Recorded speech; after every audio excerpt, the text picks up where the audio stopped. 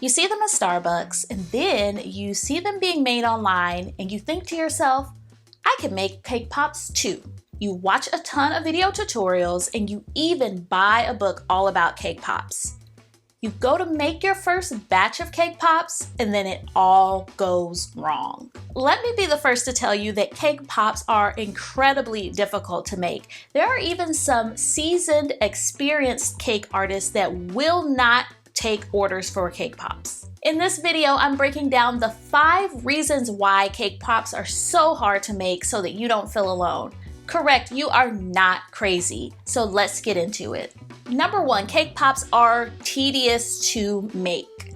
Here is a breakdown of the numerous steps it takes to make them. First, you have to bake the cake. Then, wait for the cake to cool. Next, you have to crumble all of the cake you just baked and mix in some frosting to create the dough. Then, you have to form the dough into a round shape. Next, melt down the candy coating and then insert the cake stick. Then, dip the cake pops. It's a lot so far, right? Well, we're not done. You may choose to decorate them at this point. Once they're decorated, the coating has to dry before you can package them up. Packaging is also quite tedious. Covering each cake pop in its own bag and then twisting it up in its own twist tie. It is a lot and super time consuming with all of the ingredients and all of the tools. The time commitment is a part of the process, so that's something that you need to be aware of before you get started. Then there are a couple things that can go wrong as you're making the cake pops, which brings me to point number 2. It is difficult to get the dough just right. Baking and crumbling the cake is pretty simple, but knowing how much frosting to add to the crumbled cake can be a little tricky. The biggest mistake at this point is adding too much frosting. You only need a couple of teaspoons to make a dough that is not too mushy, not too crumbly, but just right. The dough should be able to hold its shape like this. And this brings me to the next point that can make cake pops so difficult to make. Number 3, the candy coating consistency can be challenging. I would highly recommend that you use candy coating wafers or compound chocolate if you're making cake pops for the first time. You can find them at your local hobby store or in the cake decorating aisle of your favorite big box store. The candy coating must be melted completely before you dip your cake pops. Additionally, the candy coating must be thin and runny like this instead of thick. Another mistake that people make is dipping their cake pops in a candy coating that is too thick. Doing so can cause the cake pop to fall apart completely.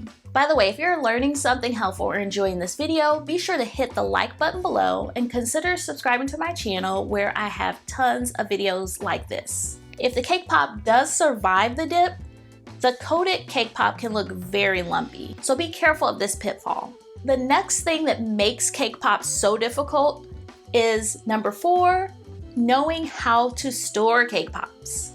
First, a super important thing that you need to know, do not ever freeze your decorated cake pops. When you do this, the dough can expand and cause the coating to crack, resulting in cracked cake pops.